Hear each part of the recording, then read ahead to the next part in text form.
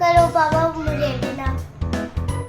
नया साल दरवाजे पर दस्तक दे रहा था।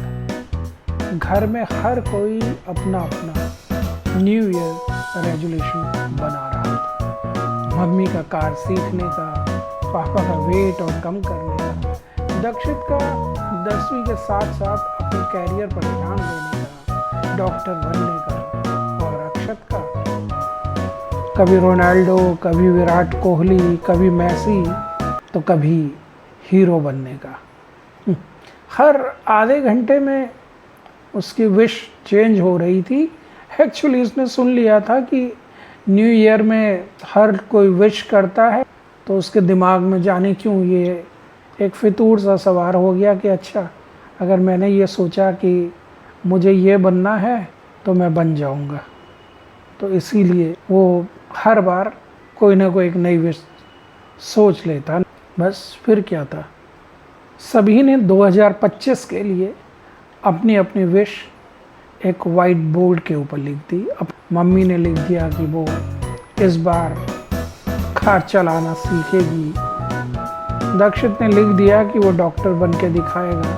और अक्षत ने, जैसा कि बहुत सारी उसकी विशेष थी, और इन सभी लोगों की विश के ऊपर पापा ने एक लाइन और ऐड कर दी, अपना अपना टाइम टेबल बना लो तो विश पूरी होगी। अगर टाइम टेबल नहीं बना तो किसी की विश पूरी नहीं होगी, और फिर अगले साल तुम सब यही लिखोगे कि इस साल की मेरी ये विश है। पापा की बात सुन के सबके चेहरे उतर गए, थोड़ा नाराज़गी भी जताई, बट अंदर ही अंदर सब ये सोच रहे थे कि हाँ, इस बात में सच्चाई भी तो है। मम्मी पिछले 15 सालों से कार चलाने के बारे में सोच रही थी और आज तक सोच ही रही है। दक्षित की अपने कैरियर को लेकर प्लानिंग सिर्फ साल के आखिरी दिन ही बनती थी, इस साल से पक्का। और पापा की वही फिक्स लाइन, जब तक टाइम टेबल नहीं बनाओगे ना, किसी का कुछ नहीं होने वाला। सबके मुंह बने हुए थे। मम्मी ने कहा अरे यार स्कूल थोड़ी जा रहे हैं। दक्षित ने भी तुरंत मम्मी की हाँ में हाँ मिलाया यार। और अक्षत इधर पापा की बात पूरी भी नहीं हुई थी कि वो एक कॉपी और पेंसिल लेकर पापा के सामने आ गया और बोला, पापा ये देखो, मैंने तो बना दिया अपना टाइम टेबल। कि उसका टाइम टेबल देखकर ज़ोर से हंस दे। अक्षत ने एक घड़ी और एक बड़ी सी टेबल बनाई हुई थी और उसके ऊपर लिखा था टाइम टेबल। पापा आपने बोला था ना टेबल टाइम टेबल होता है ना, ये